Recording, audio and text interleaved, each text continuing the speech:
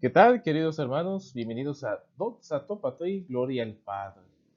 Así que en esta ocasión estamos leyendo el Evangelio de San Marcos, que es la continuidad del domingo pasado, que se comenzó con el capítulo 10 de este Evangelio, y ya ven que habíamos visto la cuestión del divorcio, del adulterio, y ahorita el texto nos transporta al asunto de las riquezas.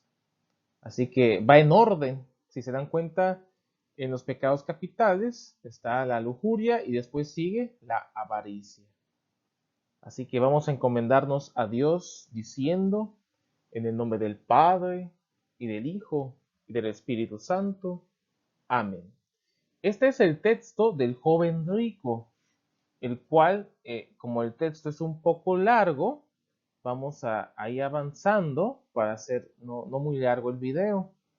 Y acuérdense que cuando Jesús menciona que le vio con mucho amor y pues la negativa de este joven.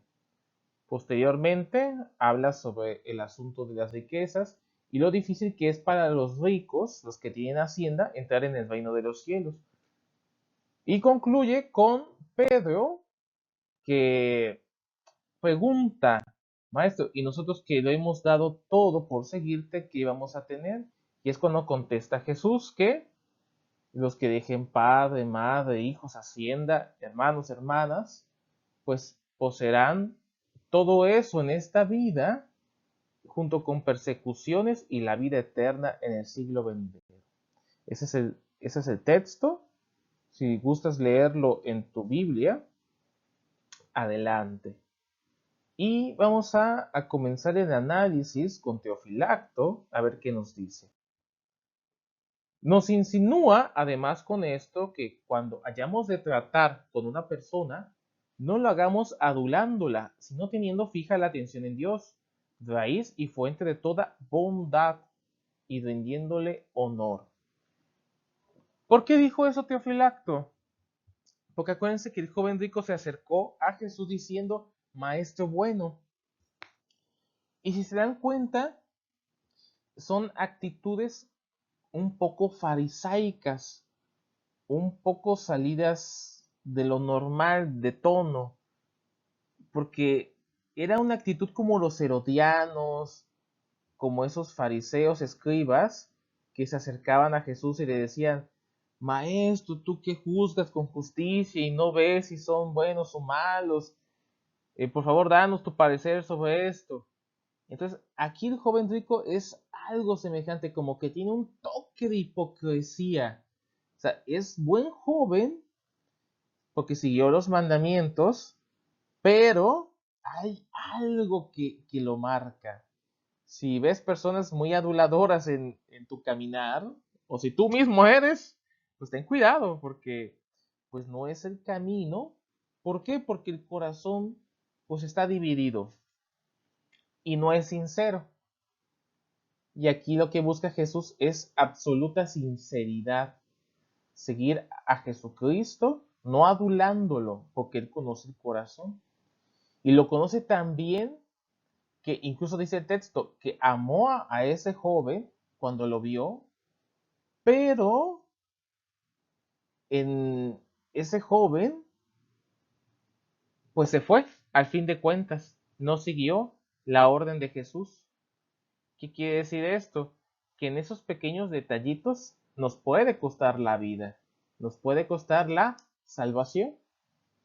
Así que hay que tener cuidado, hermanos, no ser aduladores, para nada. Solamente hay que quedar bien con Dios. Yo pienso que sería lo adecuado actualmente, ir a la iglesia por Dios, comulgar por Dios, visitar a los enfermos por Dios, amar al prójimo por Dios. Ese sería nuestro criterio a seguir, queridos hermanos. Muy bien. Continúa Teofilacto, dice esto porque las riquezas sean malas, sino que lo son los que las tienen para guardarlas. Por consiguiente, es preciso no atesorar, sino usar de las riquezas en lo que es necesario y útil. Si te das cuenta, hermano, no basta ser millonario para dejar las riquezas. No basta ser millonario para pues, tener esa dificultad interior, sino tengas mucho, tengas poco, te va a doler. Simple y sencillamente va a doler. ¿Por qué? Porque es lo que estamos acostumbrados de toda una vida. Esas pequeñas comodidades. Fíjate, hay personas que a lo mejor no tienen dinero, pero están muy cómodos en donde viven. No se esfuerzan en mejorar su casa, no esfuerzan en mejorar su situación económica, sino que siguen en esos mismos estándares y no quieren perseverar y salir adelante.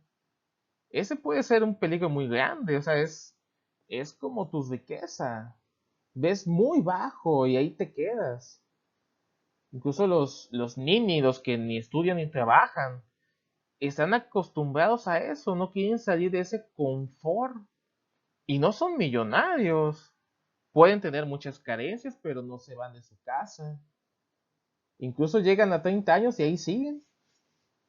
¿Te das cuenta, querido hermano? O sea que esta situación de las riquezas va en un sentido muy amplio, engloba muchas cosas, toda esta situación. Así que tener mucho cuidado dónde atesoramos, qué es lo que guardamos. Si nos cuesta tanto, tanto, hermanos, tener el dinero. Como dice San Basilio, dice, conozco muchos que ayunan, oran, hacen penitencia y practican muy bien toda clase de obras de piedad, pero no sueltan ni un óbolo para los necesitados. ¿De qué les sirve las demás virtudes? Ay, Anita, qué palabra de San Basilio. Así que hermanos, hay que tener mucho cuidado porque, híjole, podemos tener muchas virtudes, pero la principal no la tenemos. ¿Para qué se nos dio el dinero? ¿Para qué se nos dio los bienes materiales? Si no es que para compartirlos. Te voy a poner un ejemplo muy sencillo, ¿no? Estás en tu oficina, estás en el trabajo, en donde tú quieras, en la escuela, y de buenas a primeras hay una cooperación para la Coca, para la Pepsi, para las galletas, pero tú eres el único que nunca apoya en nada, ¿no? Ni siquiera para ir a traerlas, ¿no? Dices, bueno, yo no pongo nada, pero pongo mi coche, o voy caminando, yo voy a hacer el mandado. Y hay personas que de todo corazón dicen, ah, pues yo invito, no pasa nada. Entonces, hermanos, son los detalles. ¿En qué tanto se nos dificulta ser desprendidos con lo que tenemos? Y lógicamente vas a cooperar para pasar el rato agradable, para compartir experiencias, reírse un rato. Y para eso es el dinero, hermanos. Para eso es, para pasarla bien, tranquilos, sin mortificación, ayudando a los demás. Si tuviéramos todos esa mentalidad, cambiaría mucho, mucho nuestro estilo de vida y nuestro modo de ver nuestros problemas. Vamos a seguir adelante. Aquí hay un detalle importante, hermano, fíjate bien. Teofilacto nuevamente nos dice que se debe entender por camello el animal de, de este nombre o el cable que usan los marineros. ¿Por qué digo esto?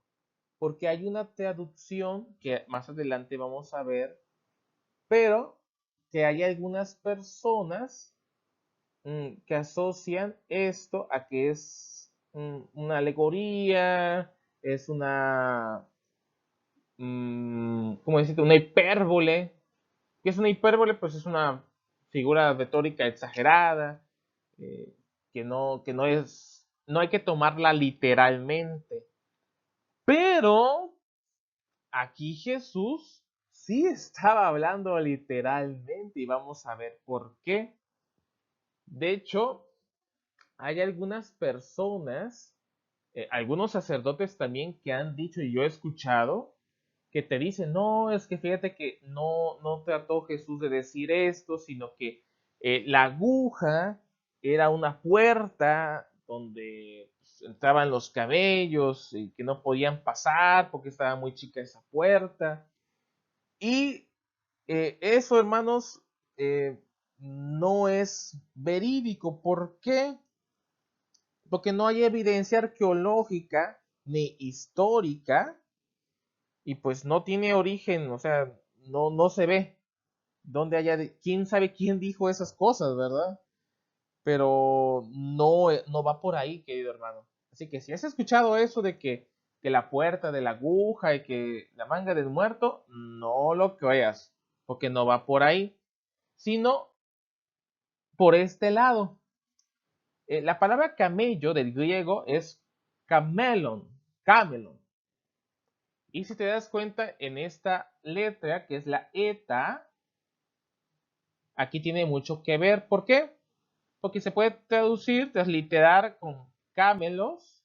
Aquí lo vemos ya en letras españolas, que es camello. Y aquí hay otra traducción muy distinta que es camilos. O sea que la eta aquí se translitera con la iota, la I latina que nosotros conocemos. Y camilo significa soga. O sea, aquí pudiera haber un error de traducción por una letra. Pudiera haber. ¿Por qué? Porque camilos es como dijo Teofilacto, la soga que mantiene los barcos en el muelle. Y si te das cuenta, es una soga bastante amplia. O sea, está muy grande y gruesa. Y lógicamente, como el hilo más pequeño, pues tiene que entrar en la aguja, ¿no? Y aquí la hipérbole, la enseñanza, es como el hilo más grande, que en este caso el camilos, la soga, imagínate, para detener a un barco, ¿cómo va a entrar en el ojo de una aguja? O sea, es prácticamente imposible. Esta podría ser la traducción. Igualmente, fíjate, en el Talmud de Babilonia, los judíos escribieron esa tradición oral, y ellos tenían un dicho en Babilonia, dice, ¿quién puede hacer pasar un elefante por el ojo de una aguja? Como el elefante era el animal más grande conocido en Babilonia, por eso tenían ese dicho. O sea, era prácticamente imposible. Y aquí con Jesús, en el contexto judío, en toda la Judea, el animal más grande de esa región, pues era el camello. Entonces Jesús toma no un elefante, sino un animal visto por todos sus vecinos, que era el camello. Lógicamente, hace esta alegoría, esta enseñanza, pero tomándola nosotros ahora literalmente, porque esta vendría siendo la verdadera interpretación por las palabras que estamos viendo. Así que, ya sea por el camello, por el elefante, como venía diciendo el Talmud de Babilonia, o el camilos, la soga que pasa igualmente por el ojo de una aguja, o sea, si tú te das cuenta, comparas cómo el animal más grande, cómo la abertura más pequeña van a entrelazarse, jamás, imposible. O sea, fíjate cómo Jesús dice que es imposible con esta alegoría, con esta, bueno, ya no lo tomamos alegóricamente, ¿no? Sino literalmente. ¿Cómo vamos a salvarnos, hermanos? O sea, si en verdad estamos tan arraigados en nuestros vicios, en nuestras riquezas, en serio que va a ser imposible salvarnos. O sea, hay que tomarlo muy en serio. O sea, esto no es broma. Jesús habló aquí con toda la seriedad posible y por eso los discípulos se asombran. Porque dicen, ¿cómo vamos a salvarnos? ¿Y cómo contesta Jesús? Para los hombres es prácticamente imposible, pero no lo es para Dios. Así que, ¿qué nos toca a ti y a mí, querido hermano, hermana? Encomendarnos a Dios, hacer lo mejor posible de nuestras vidas, practicar la justicia, amar la prudencia, la templanza, las virtudes, la caridad. Hermano, eso es lo que a ti y a mí nos toca. Porque si nosotros estamos atados a estos vicios, a estas riquezas de la vida, que poco mucho que tengas, pero ¿qué tan grande es tu apetencia a ese poco, a eso mucho? Ten cuidado. Tenemos que tener mucho cuidado, hermanos, porque si no, va a ser imposible para nosotros. Entonces, ¿podemos salvarnos? Fíjate. Ay, hermanos, esta cosa en verdad es de pensar, porque la salvación no es un juego. La salvación es algo grande. Y hay que tener mucho cuidado, queridos hermanos. Así que con esto vamos a terminar nuestro análisis, nuestra reflexión, y vamos a quedarnos con eso para meditarlo en la semana y que Dios nos ayude a desprendernos de ese amor exagerado a las riquezas. Dios nos dio los bienes para que los compartamos, para que pasemos un momento agradable con los demás, para que tú hagas tu cooperación. No te resistas, accede, convive, comparte, pasa un momento bien, tranquilo. Si ves a los necesitados, apóyalos. Si ves que alguien necesita, apóyalo. Y de esa forma, al final de los días, Jesús nos va a decir, porque tuve hambre, porque tuve sed, porque estuve desnudo, me vestiste, me diste de comer, me diste de beber. Pasa, bendito de mi Padre, a gozar. Así que, queridos hermanos, Dios los bendiga mucho. Nos veremos en otro momento, en otra ocasión, ya sea para hablar de liturgia o de la palabra de Dios. Cuídense mucho, queridos hermanos. Chao, bye.